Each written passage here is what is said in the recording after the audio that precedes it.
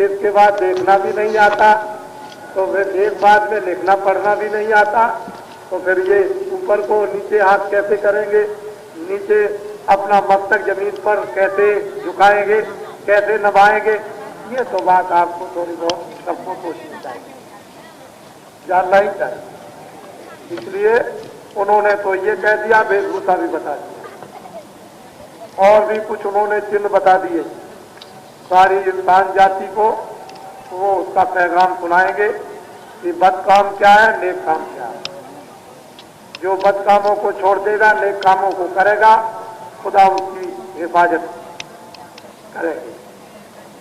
उन रूहों पर मेहरबानी करेंगे, जो बद काम करेंगे उनका सफाया होगा। मोहम्मद साहब के कलामों में लिखा हुआ है, जब उन पर हमले हुए तो आवाज आई कि जो तुमसे लड़ते हैं उस हकीकत के नाम से उससे लड़ो। लोग तैयार हो गए, लड़ने लगे। जब लोग हारने लगे तो आयतें उतरी कि जो हारते उनको माफ कर दो, तो माफ कर दिया। फिर लोग तैयार हो गए लड़ने को, फिर आयतें उतरी कि लड़ो। मजहब की हिफाजत, नेक लोगों की हिफाजत करना काम है तुम्हारा। फिर लड़ने लगे, फिर लोगों ने माफी मांगी तो आयतें उतरी कि इनको माफ कर। ईसा मसीह ने लिखा है, मैं जमीन पर आऊंगा तुम मेरा इंतजार करना। वैसे लोगों ने सूली पे चढ़ा दिया। जब तक मैं जमीन पर ना आऊं तब तक गरीबों की सेवा करना और उसकी प्रार्थना करना, लेकिन नेक काम, अच्छे काम करना, बुरे काम मत करना। वो भी बुरे काम करने लगे, नेक कामों को छोड़ दिया। मुसलमानों ने भी नेक काम छोड़ दिए और बद काम करने लगे। हिंदुओं में लिखा, जब जब हो धर्म की हानि, बाढ़े असुर महाभिमानी, तब तब धर्म धर्म लोप हो जाएगा, कर्म लोप हो जाएगा, सत्य और प्रेम चला जाएगा। मनुष्यों में पहचान, नर नारी, बच्चे बच्चियों की खत्म हो जाएगी। खान पान सब खत्म हो जाएंगे, बिगड़ जाएंगे। उस समय पर ये सभी धर्मों की पुस्तकें, फिर ना आपने मोहम्मद को पहचाना, ना आपने राम को पहचाना।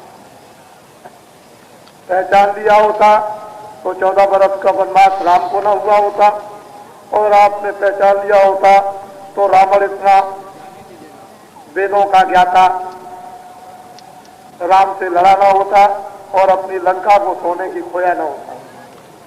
उस समय मोहम्मद को पहचान लिया होता तो दर बदर जंगलों की ठोकर न खानी पड़ती और दाने दानों को उनके मुरीद न मर गए होते। हुसैन साहब आए, उनको भी आपने नहीं पहचान पाया। समतरेज महात्मा आए और उनकी खाल उतार दी गई, उनको भी नहीं जान पाया। कृष्ण भगवान को किसने पहचाना? उनके खास मामा ने उनके माँ बाप को जेल में बंद कर दिया, क्योंकि नारद जी ने भविष्यवाणी की थी कि इस समय पर पापों का घड़ा कंस भर गया है और तुम इसको नहीं छोड़ते हो तो तुम्हारी बहन से ऐसी संतान पैदा होगी जो तुमको मारेगी। अपनी मौत से बचने के लिए, मृत्यु से बचने के लिए उनके माँ बाप को बंद कर दिया और ये सोचा कि हम औलाद और बच्चे को होने ही नहीं देंगे तो हमको कौन मारेगा। लेकिन जो उसको मंजूर, जो उसकी इच्छा वही होता है, वो पैदा हो गए। किसने उनको पहचाना? महाभारत में। किसने पहचाना? 56 करोड़ यदुवंशी सफाया हो गए। किसने मीरा को पहचाना? जहर दिया गया। और किसको? कबीर और रैदास को पहचाना। किसने? महावीर और बौद्ध को पहचाना। ईसा मसीह को सूली पर चढ़ा दिया जिंदा ही। ये फजूल और व्यर्थ की बातें, महात्मा से उनको कोई नहीं पहचानता। जब वो चले जाते हैं तो बड़े बड़े मंदिर बना देते हैं, बड़े बड़े उनके टेम्पल बना देते हैं और फिर खड़े होकर के लोग फिर उनको पूछते हैं, क्या उस समय पर पूजा करोगे? जिंदा में उसके जिस्म से जो काम होना था उसकी तो पूजा हकीकत और सत्यता वास्तविकता की उस ट्रुथ की नहीं की, तो बाद में क्या पूजा करेंगे, बाद में उसको क्या मानेंगे। यही इस देश में देखने को मिला। जो काम उन शहीदों को, जो काम उन पैगंबरों को और उन अवतारी शक्तियों को, संतों और महात्माओं को करना था, वो काम करके चले जाते, लोग उनको नहीं। इसलिए आप इन नामों को भी समझो। राम नहीं थे तो राम नाम नहीं, कृष्ण नहीं थे तो कृष्ण नाम नहीं, बौद्ध नहीं थे तो बौद्ध नाम नहीं, महावीर नहीं थे तो महावीर नाम नहीं, और मोहम्मद नहीं थे तो मोहम्मद नाम नहीं, ईसा नहीं थे तो ईसा नाम नहीं। लेकिन भगवान पहले भी था और अब भी, तो जब भी था अभी, उस समय पर भी लोग सतयुग जोगी सब विज्ञानी कर ध्यान करे भौकाणी, न मुसलमान थे न ईसाई थे और न कोई और कौम थी, एक आदमी थे, सब जोगी सब विज्ञानी, नर और नारी साफ के साथ। उस समय पर भी भगवान और अभी बच, लेकिन बीच में आप फंस गए। जो उनको वोट आपकी भूल का कराना था उसको तो आपने किया नहीं और भूल में उलझ गए। तो इस भूलों को बिठाओ, नाम सब उसी के हैं, समय समय के नाम उसके जगाने के लिए उन महात्माओं ने भूलों को मिटाने और गंदगी को साफ करने के लिए आपके सामने लगाया। लेकिन जब ताला खुलेगा और अंदर का मकान साफ होगा और जब उस कगार पर अंतिम समुद्र की खड़े होंगे तो जहाज लगा हुआ आपको मिलेगा, उसी से चढ़ जाओ। ऐसा चमकता चमकीला जहाज वो आपने कभी देखा नहीं होगा, और सवार हो जाओ भवसागर नदी से पार कर। लेकिन ये काम आपने अगर फकीरों के पास पहुंच करके न किया, कराया, न समझे, तो फिर ये भी वक्त और समय आपका निकल। वो तो अपना काम जितना जहाज पर लादना है रूहों को, जीवात्माओं को बैठाना है, उतना ढलोरा पीट करके बैठा देंगे उनको, तो उतना काम सुपुर्द कर दिया जाता है, दे दिया जाता है। चाहते वो है कि लोग ज्यादा से ज्यादा मुफीद और उत्तम से उत्तम लाभ फायदा उठा लें, तभी उनके यहाँ कोई भी काला सांवला नहीं। वो तो उस रूह की सतह अंदर में बैठे हुए हैं, उस रूह और जीवात्मा को देखते हैं जो उसकी है, उसकी अंश उसको देखा था। उसी को बरामद निकालने के लिए वो आपके साथ युद्ध करते, लड़ाई करते, मेहनत करते, परिश्रम करते, चाहे दया के रूप में हो या और किसी रूप में हो, लेकिन वो आपके साथ मेहनत करते हैं कि इस जिस्म में, शरीर से जीवात्मा को जीवन में मरने से पहले इसको निकाल लिया जाए और इसको बरामद कर लिया जाए, और उस जहाज पर जो नूर का, जो प्रकाश और रोशनी का है, उस पर इनको बैठा दिया जाए।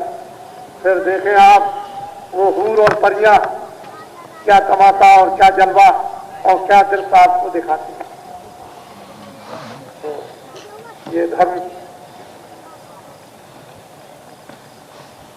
सतयुग के आने का एक आपको संदेशा भारत में नवीन सुनने को मिला। कलयुग में सतयुग आएगा।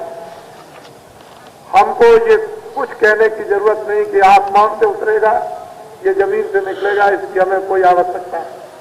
लेकिन कलयुग में सतयुग आएगा। हमको बस इतना ही ढलोरा सारे देश में पीटना है। आप सब प्रेमियों, हमने 75 के पहले आपसे कहा था कि आप थोड़ी सी हमको योगदान, मेहनत दो। अपनी मेहनत आंखों की, कान की, हाथ की, पैर की, जिह्वा की को समर्पण करो। सेवा आंख से, कान से, जिह्वा से, हाथ से, पैर से, मन से, बुद्धि से कुछ है सेवा समर्पण करो। यानी इन अंगों से तुम दान कुछ दे दो। ये कुछ वर्षों पहले कहा था, तो आज वो दान देने से काम पूरा हो जाता, लेकिन आपने दे, लेकिन मार्जिन देर का ही, इसलिए आपने दे दी। हम चाहते थे कि शायद बीच में ही कुछ आपको राहत और आराम जल्दी मिल जाएगा, ऐसा सोचते थे। लेकिन ये भी हम विश्वास रखते हैं कि जो काम जिन घड़ियों में होता है ठीक उन्हीं घड़ियों में उस जगह पहुंच करके ही होगा। ऐसा ऑटोमेटिक और स्वाभाविक कुदरत भगवान का होता है कि वहीं पहुंच करके उसी तरह से होगा।